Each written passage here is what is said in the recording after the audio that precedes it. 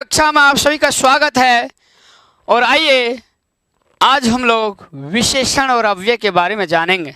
ठीक है, तो विशेषण को पहले देखते हैं और उसके बाद फिर हम अव्यय पढ़ेंगे।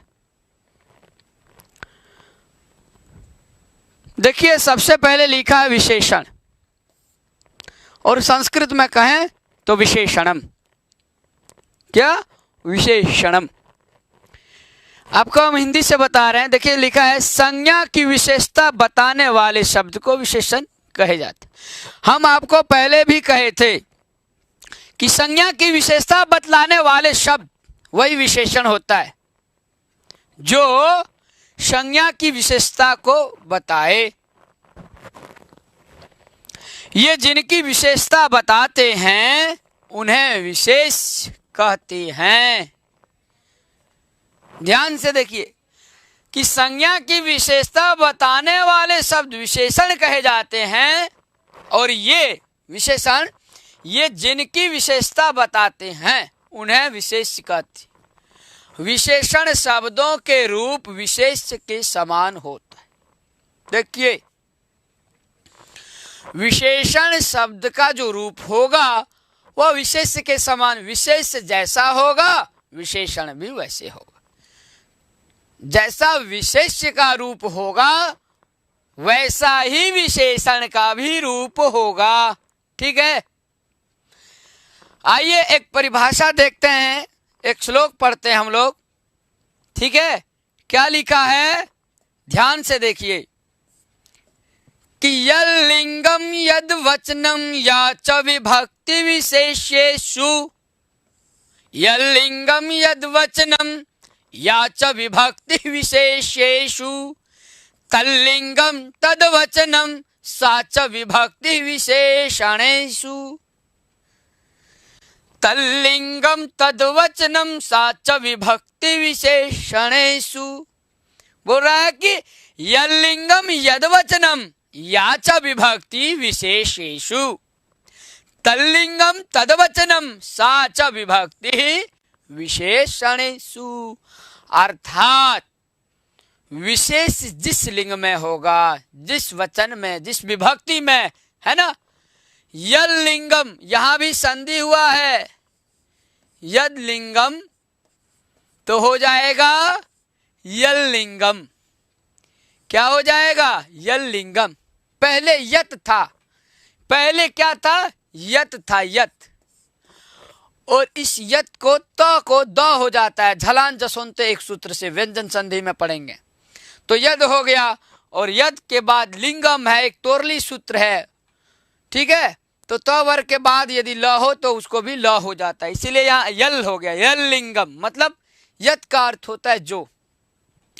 तो यल लिंगम यदवचनम या च विभक्ति विशेषेषु, मतलब जो विशेष है और वह विशेष जिस विभक्ति में होगा, जिस वचन में होगा, जिस लिंग में होगा, तो वही उसी विभक्ति में, उसी वचन में, उसी लिंग में, ठीक है, उसी वचन में क्या होगा? विशेषण। अर्थात तल्लिंगम तद्वचनम सा च विभक्ति विशेषणेषु, मतलब जो विशेषण होगा वही लिंग होगा उसका, और वही वचन वही विभक्ति। जिस वचन लिंग और विभक्ति में विशेष रहेगा उसे लिंग वचन और विभक्ति में विशेषण भी होगा। अब देखिए, उदाहरण के तौर पर हम देखते हैं, जैसे लिखा है सुंदरः बालकः। अब ये बाल का क्या हो गया? विशेष हो गया। क्यों? क्योंकि आप क्या पढ़े थे, एक बार आप देख लीजिए कि संज्ञा की विशेषता बताने वाले शब्द विशेषण कहे जाते हैं। ये जिनकी विशेषता बताते हैं उन्हें विशेष कहते हैं। उन्हें क्या कहते हैं? विशेष कहते हैं। तो हमारा संज्ञा क्या है? संज्ञा बालक है, और ये विशेष हो गया। अब कहता है संज्ञा की विशेषता बताने वाले शब्द, तो इसके विशेषता क्या है बालक का? तो सुंदर है। बालक क्या है? सुंदर है।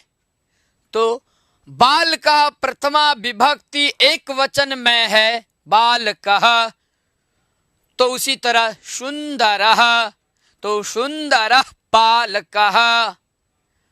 द्विवचन में होगा तो बालकौ सुंदरौ, सुंदरौ बालकौ। और बहुवचन में बालका सुंदरा, तो सुंदरः बालकः, सुंदरः बालकौ, सुंदराः बालकाः बहुवचन में।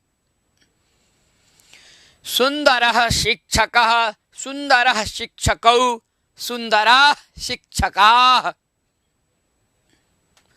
उसी तरह स्त्रीलिंग में सुंदरी बालिका, द्विवचन में सुंदर्यो बालिके, बालिका बालिके, सुंदर्यो बालिके। और बहुवचन में जब प्रयोग करेंगे तो वहां सुंदर्यः बालिका। तो संज्ञा जो नाम है, जो विशेष है, जिस वचन में, जिस लिंग में, जिस विभक्ति में होगा वही विशेषण का भी। उसी तरह ये तो हो गया पुल्लिंग, ये स्त्रीलिंग का उदाहरण। और ये देखिए नपुंसक लिंग का क्या है? सुंदरम वनम, दो वन है, सुंदरे वने, और बहुत सारा है सुंदराणि वनानि, सुंदराणि वनानि।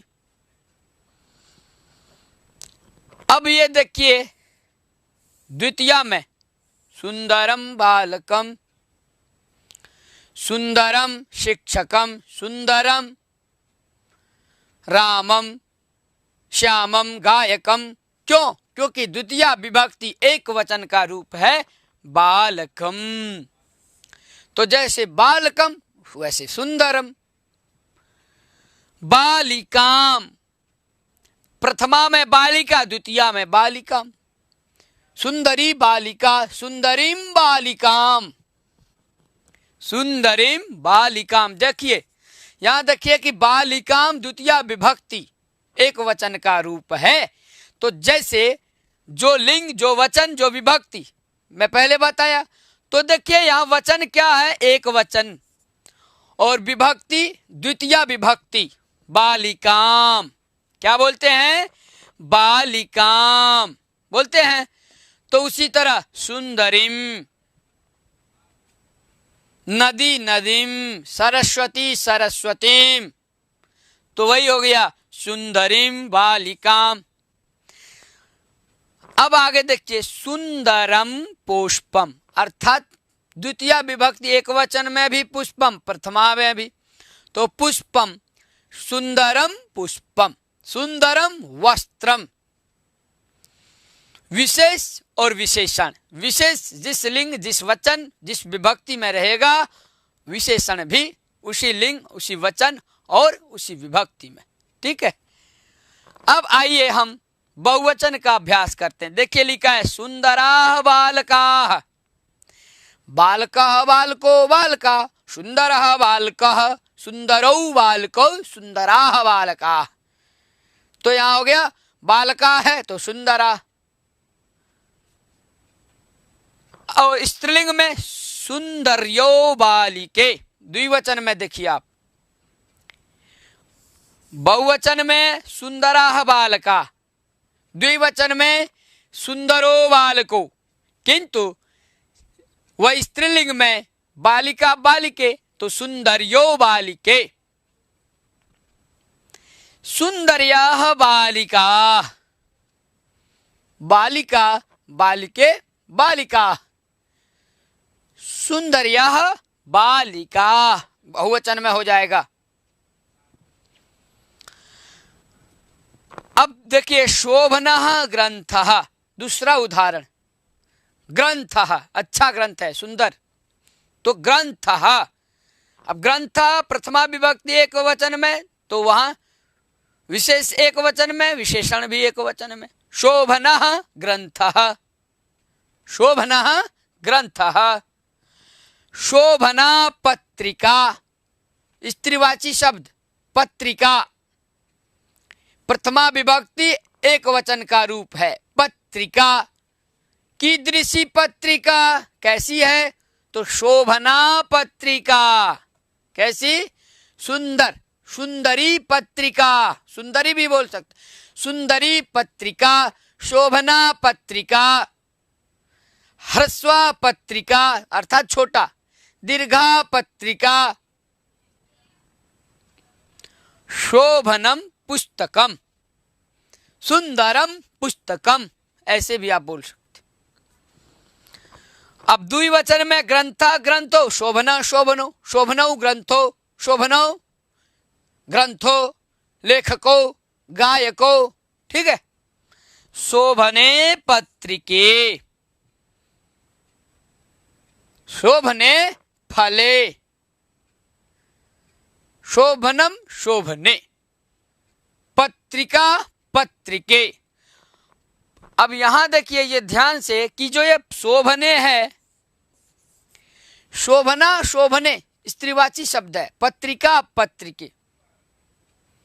और यहां देखें यदि नपुंसक लिंग में आप देखेंगे तो वहां भी बनता है क्या? शोभ, द्विवचन में फलम फले तो शोभनम शोभने, तो शोभने पुस्तके।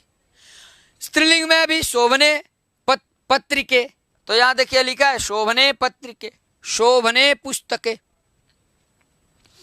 शोभना ग्रंथा बहुवचन में, बहुवचन में है ग्रंथा, तो कीदृशाः ग्रंथाः।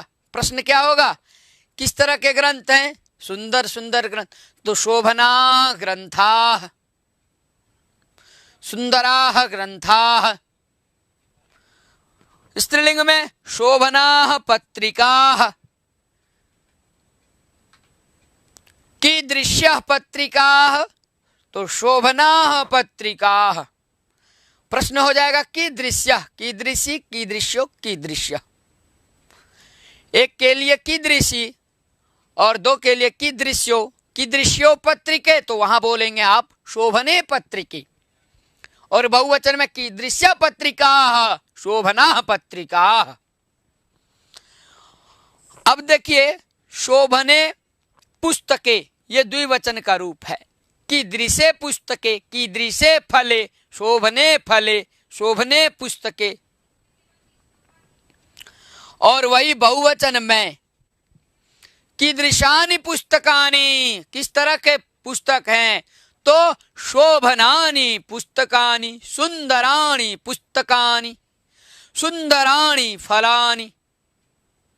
तो इस प्रकार आप विशेष और विशेषण को देखेंगे कि जिस विभक्ति, जिस वचन, जिस लिंग में विशेष होगा, विशेषण भी उसी वचन, उसी विभक्ति और उसी लिंग में होगा। ठीक है, तो हम आगे चलते हैं। ये हमारा विशेषण रहा, इसका आप सातों विभक्ति में रूप चलाएंगे। सुंदरः बालकः, सुंदरो बालकौ, सुंदरे बालकाः। बहुवचन में सुंदराः हो जाएगा, सुंदराः बालकाः, सुंदरः बालकाः, सुंदरौ बालकौ, सुंदराः बालकाः, सुंदरं बालकं, सुंदरौ बालकौ, सुंदरान् बालकान्, सुंदरेण बालकेन, सुंदराभ्याम बालकाभ्याम, सुंदरै बालकै। उसी तरह आप सातों विभक्ति में बनाएं। सुंदराय बालकाय, सुंदराभ्याम बालकाभ्याम, सुंदरेभ्यः बालकेभ्यः, सुंदरात् बालकात्, सुंदराभ्याम बालकाभ्याम, सुंदरेभ्यः बालकेभ्यः, सुंदरस्य बालकस्य, सुंदरयोः बालकयोः। इसका प्रयोग भी करें, जैसे सुंदर बालक है, सुंदरः बालक अस्ति, सुंदर बालक का नाम राम है, सुंदरस्य बालकस्य नाम रामः अस्ति। ठीक है। उत्तमः बालकः, उत्तमस्य बालकस्य नाम रामः। षष्ठी में प्रयोग करिए आप। अच्छा लड़का राम है, और जो अच्छा लड़का राम है उसका नाम क्या है? न अच्छा बालक है, उत्तम बालकः। अच्छा लड़का और नाम उसका क्या है? तो राम है। उत्तम बालक, उत्तमस्य बालकस्य नाम राम। अच्छा लड़का का नाम राम है, तो वहां आप ऐसे प्रयोग करेंगे। देखिए, उत्तमः रामः।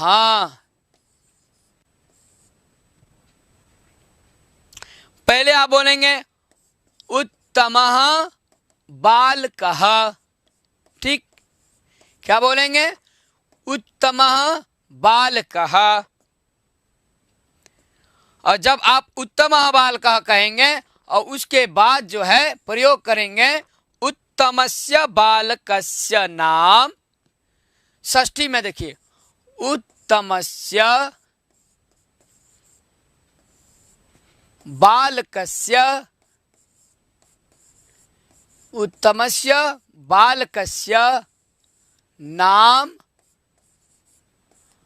रामः। ठीक है, उत्तम बालकः उत्तमस्य बालकस्य नाम रामः।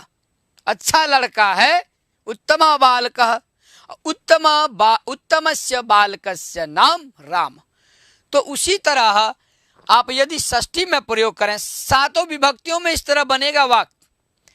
षष्ठी में आप प्रयोग करें तो देखिए उत्तमा बालिका, पहले संज्ञा आप ले, जैसे बालिका, उत्तमा बालिका कैसी लड़की है? अच्छी लड़की है, उत्तमा बालिका।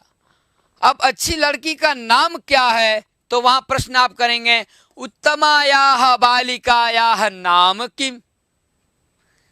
तो उत्तर होगा कि उत्तमायाः बालिकायाः नाम सीता। तो आप देखिए ऐसे लिखेंगे, षष्ठी में प्रयोग करेंगे इसका, उत्तमायाः बालिकायाः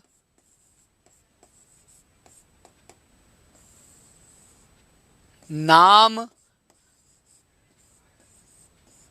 सीता,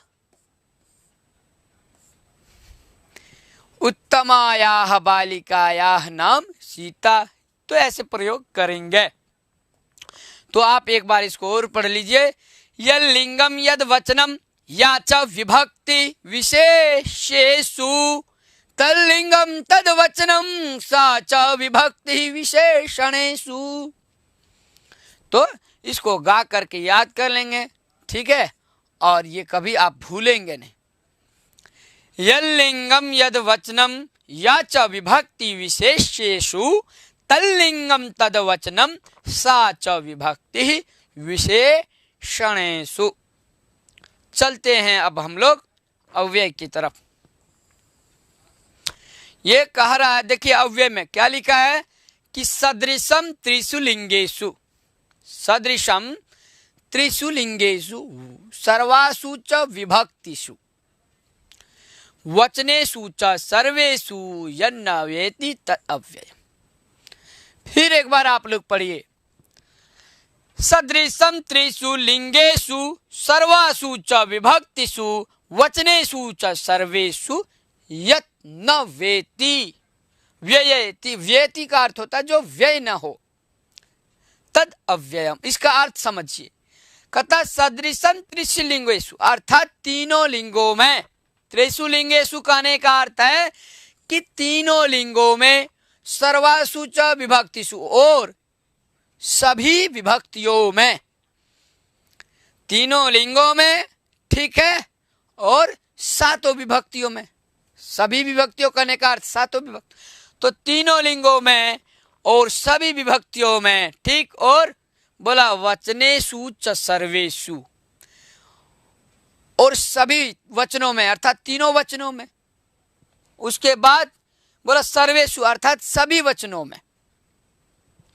यत् न व्ययेति, जो व्यय न हो, जिसका जस का तस रहना, जिसमें कोई परिवर्तन न हो, वही अव्यय है। तत् अर्थात तत् मतलब होता है वह, तो को द हो गया तो क्या बन गया?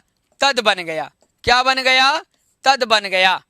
तो यहां देखिए तद वय, तद अव्ययम, तद किम, तो तत् अव्ययम।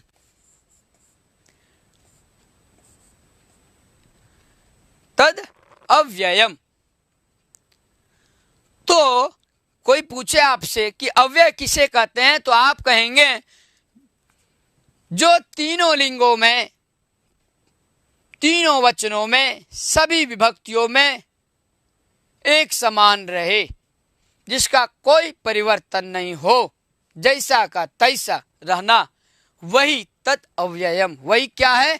तो अव्यय है, उसी को हम अव्यय कहेंगे। देखिए यहां लिखा है कि जिन शब्दों का तीनों लिंगों, सभी विभक्तियों तथा तीनों वचनों में एक जैसा रूप होता है, उन्हें अव्यय कहते हैं, अर्थात बदलता नहीं। तो वही जो मैं आपको बताया कि जिन शब्दों का तीनों लिंगों, सभी विभक्तियों तथा तीनों वचनों में एक जैसा रूप होता है, मतलब उस रूप में कोई परिवर्तन नहीं होता है, वही अव्यय है। आइए कुछ उदाहरण देखेंगे। तो बोला जैसे तत्र, अत्र, सर्वत्र, यदा। जैसे अत्र, तत्र, कुत्र, सर्वत्र, तो ये इसका कोई रूप नहीं चलता है, जैसा का तैसा, ठीक है। या आप ये नहीं समझे कि एक वचन में ये होगा कि द्विवचन में ये होगा, नहीं, अव्यय कभी बदलता नहीं है, इसका हमेशा एक जैसा रूप चलता है। एक जैसा रूप चलता है मतलब जैसे को तैसे रूप, क्या जहां जो अवस्था में है, जिस अवस्था में वही रहेगा। जैसे अत्र है, आप बोलते हैं वहां, हिंदी में बोलते हैं वहां, तो वहां के लिए हम तत्र का प्रयोग करते हैं, यहाँ के लिए हम अत्र का प्रयोग करते हैं। तो देखिए लिखा है तत्र अर्थात वहां, अत्र अर्थात यहाँ, सर्वत्र अर्थात सभी जगह, यदा अर्थात जब। तो आप बीच बीच में जब वाक्य में इसका प्रयोग करेंगे तो देखेंगे कि इसमें कोई परिवर्तन नहीं हो। जैसे अहम अत्र अस्मि, मैं यहाँ हूं। भवान तत्र अस्ति, आप वहां हो। अब देखिए अत्र तत्र में कोई परिवर्तन हो रहा है? नहीं। तो इसीलिए कहने का अर्थ है कि ये अव्यय होता, ये अव्यय है, क्योंकि इसका कोई व्यय नहीं होता। न व्ययम इति अव्ययम, ये भी आप समझ जाएं समास की दृष्टि से। न व्ययम इति अव्ययम। श्वः, श्वः का अर्थ होता है कल, आने वाला। श्वः अहम अयोध्याम गमिष्यामि, तो कल मैं भी अयोध्या जाऊंगा। तो श्वः का अर्थ हो गया कल, आने वाला। तो श्वः में कोई परिवर्तन हुआ? नहीं हुआ। उसी तरह ह्यः सोमवासरः आसीत्, अद्य मंगलवासरः ह्यः सोमवासरः आसीत्, आज मंगलवार है, कल सोमवार था। तो ह्यः सोमवास, ह्यः में देखिए कोई परिवर्तन हुआ? नहीं हुआ। इसीलिए कहा गया कि जिन शब्दों का तीनों लिंगों, सभी विभक्तियों तथा तीनों वचनों में एक जैसा रूप होता है। आगे देखिए उदाहरण है ततः, प्रायः।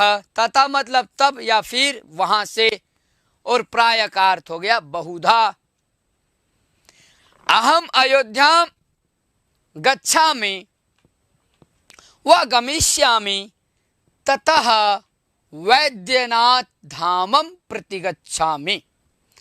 अब ये देखिए, अहम अयोध्याम गच्छामि, मैं अयोध्या जाता हूं, वहां से, ततः वैद्यनाथम, वैद्यनाथ नगरीम प्रति व नगरम प्रति गच्छामि। तो ततः में तो कोई परिवर्तन नहीं हुआ, इसीलिए जहां जिस शब्द में कोई परिवर्तन नहीं, जो तीनों लिंगों में और तीनों वचनों में, ठीक है, सभी विभक्तियों में एक जैसा हो, वही अव्यय। उसी तरह पश्चात, बाद में, पश्चात का अर्थ होता है बाद में। भवान कक्षायाम सर्वदा मम अर्थात मेरा, मम पश्चात आगच्छति, मेरे एक बाद आते हो। तो पश्चात का अर्थ होता है पीछे।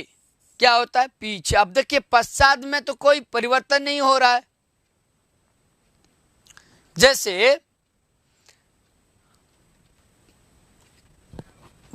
परंतु देखिए, एक परंतु, परम तु, ये देखिए परंतु, ये भी, इसमें भी कोई परिवर्तन नहीं। मत पूर्वम भवान अस्ति, मत पश्चात सह अस्ति, मत का हम प्रयोग करेंगे।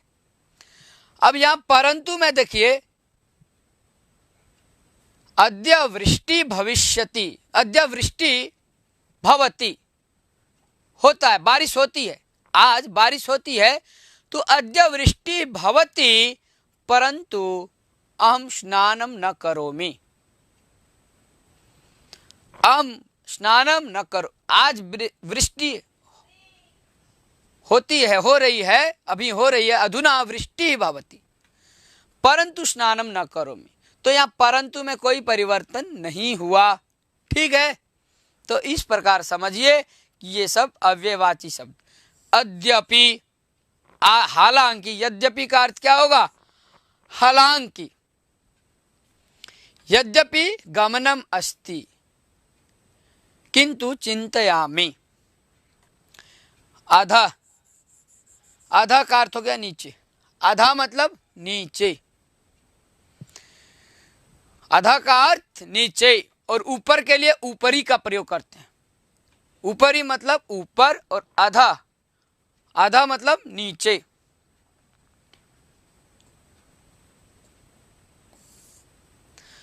अब बोला इन शब्दों, देखिए आगे, इन शब्दों का प्रयोग वाक्य में क्रिया विशेषण की तरह होता है। ये जो अव्ययवाची शब्द हैं, इनका प्रयोग वाक्य में किस तरह होता है, तो बोला क्रिया विशेषण की तरह होता है। तो आज हम लोग विशेषण और अव्यय को देखा, ठीक है।